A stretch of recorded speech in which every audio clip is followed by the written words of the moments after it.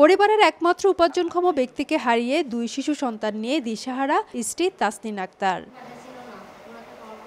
16 November রাত 9:30টার দিকে চট্টগ্রামের পটিয়া উপজেলার পূর্ব হাইতগাঁও এলাকায় নিজ বাড়িতে কম্বল নিয়ে আসাকে কেন্দ্র করে কথা কাটাকাটি হয় চাচা জালাল উদ্দিন ও ভাতিজা রাশেদের। এক পর্যায়ে পেছন থেকে গলায় ছুরি চালিয়ে নিজ ভাতিজাকে হত্যা করে জালাল। এমনকি হত্যার পরপরই পরিবারের সদস্যরা ছুরিসহ বিভিন্ন আলামত নষ্টের চেষ্টা করে অভিযোগ নিহতের স্বজনদের। আমি এটার বিচার চাই, কিন্তু ফাঁসি চাই। যে আমার স্বামী যেরকম মারা গেছে সেরকম আমি চাই ফাঁসি।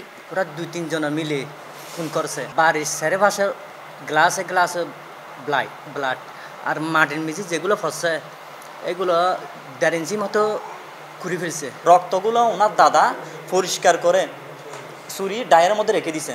বলা তো পুলিশ যখন গেছে ছুরি কোথায় খুঁজতেছে, ছুরি পায় না। ঘটনার পর তদন্তে নামে সিআইডি। শুক্রবার বিশেষ অভিযানে নগরীর খাজা রোড এলাকা থেকে হত্যাকাণ্ডের মূল আসামি চাচা জালাল উদ্দিনকে গ্রেফতার করে সিআইডি। মামলার এজাহারে পাওনা টাকা নিয়ে বিরোধের কথা বলা হলেও মূলত কম্বল আনতে বাধা দেয় কথা কাটাকাটির জেরে এই হত্যাকাণ্ড বলে প্রাথমিক জিজ্ঞাসাবাদে স্বীকার করেছে অভিযুক্ত চাচা জালাল। এদিকে খুন হওয়া রাশেদ মাদকাসক্ত ও মাদক ব্যবসায়ের সঙ্গে যুক্ত ছিল বলে জানায় সিআইডি।